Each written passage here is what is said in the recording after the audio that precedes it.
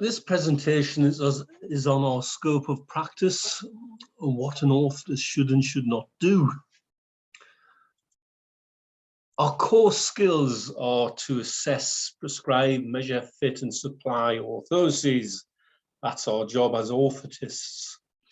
However, I suspect often we leave others to assess and even prescribe, and we wait for a clear prescription, sometimes set by physiotherapists or doctors, before we proceed to provide the orthosis requested. Whereas with our knowledge, we should be far more involved in that assessment and prescription part. Certainly in the UK, we base our practices on competencies. Competencies having the knowledge and skills to perform the task in hand. And we can grow our competencies, and for all we're all qualified to varying degrees, we'll have the qualifications as an orthotist.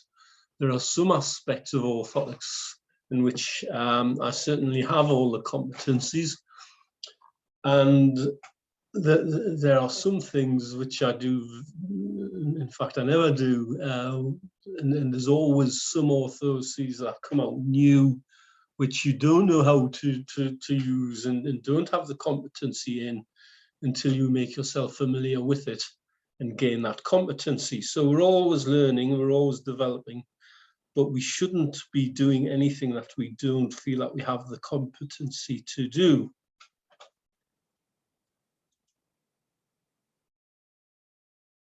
It's challenging because following stroke, there is no clear evidence to guide treatment. We count on sound clinical reasoning based on our knowledge, experience and input from the rest of the MDT. And actually that's been brought even more to the foreground of my thoughts recently in speaking to Soji. I like to think I have a fairly clear picture as to how I assess and what I do and what I try to achieve. And the way Soji approaches it is fundamentally different to the way I do, and I don't think anybody knows if there's a right or wrong between us. It's just different, and I'm sure one is better than the other, but I don't know how to start even researching it because there's so many variables involved.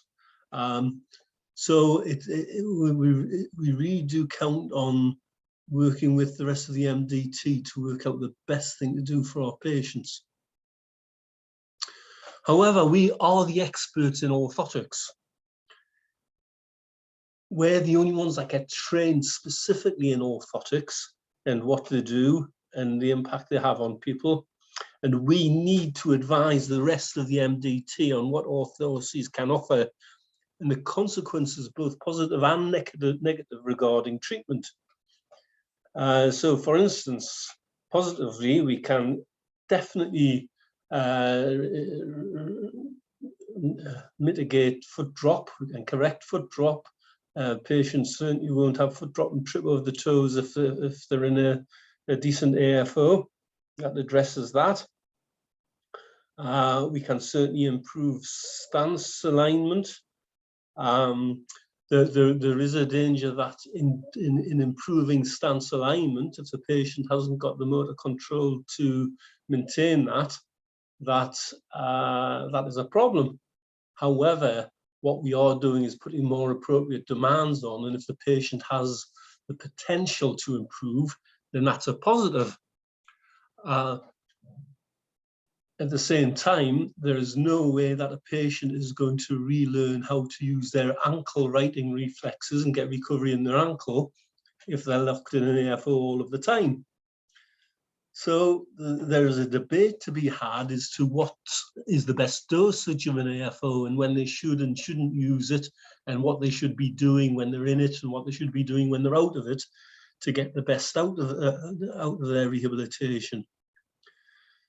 And we should contribute to that debate, and we should lead on the orthotic treatment of that patient, regardless of what it is. That's our area of expertise. We should be prepared to suggest other treatments which may help the rehabilitation process. We should encourage strengthening, stretching, and other things that can contribute to recovery, and encourage activity and independence. There's sometimes a big danger that people will say, oh, they've had a stroke, we'll do everything for them. But sometimes that isn't the best thing. In fact, often that isn't the best thing. What we want to do is try and push the patient a bit, challenge them to be as good as they can be, and get as much recovery as possible. We should share ideas about how orthotic treatment may be improved. If joint range were improved either by a casting regime, stretching regime, or even suggesting surgery. I'm not suggesting that we do that, the surgery that is. We should be prepared to suggest referral to spasticity management if spasticity is a problem. We should be prepared to discuss when an orthosis should and should not be worn, and what treatment may help both in and out of the orthosis, as I've already alluded to.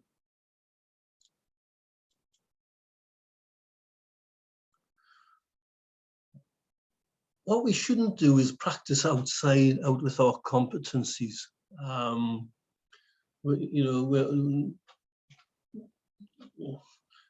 our competencies, as I've mentioned, will vary a bit. Some of you may be trained and competent in using functional electrical stimulation. Some of you won't. What we shouldn't comment on do is comment on treatments beyond our expertise.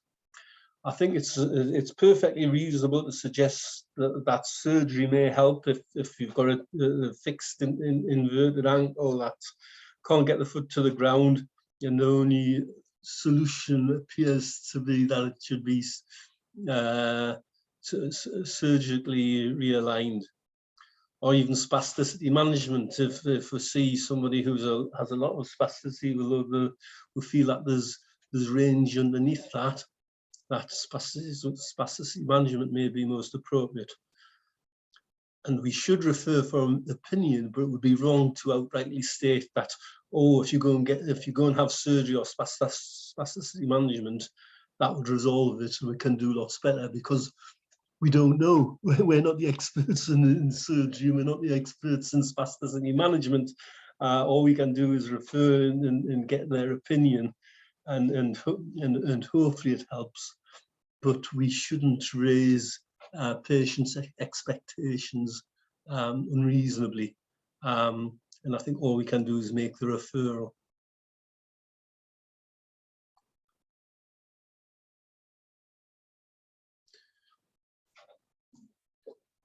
We can be trained to develop new competencies, and we must maintain our expertise in the competencies that we have. That's really important.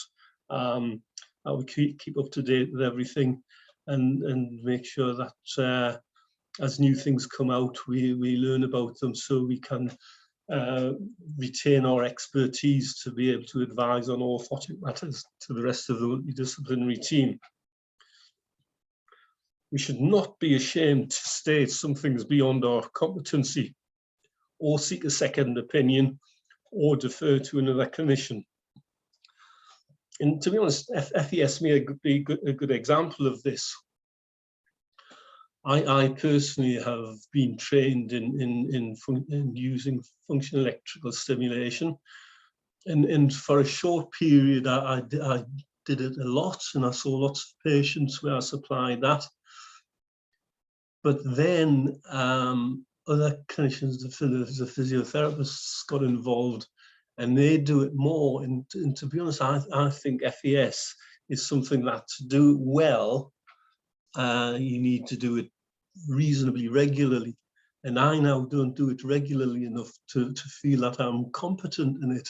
So if I get somebody for FES now, I pass it on to a colleague who I know is really good with it. That's how I deal with it, and I'm not ashamed to say that, and neither should you be. If there's an area that you haven't come across before, and seek second opinions or defer to others if need be. So in conclusion, our scope of practice is orthotics. It may be greater that if you've trained in FES and other things, then that's great. But the key thing is to work within your competencies. But we should all try and widen and develop our competencies as we work within the MDT and learn more. Thank you very much for your time.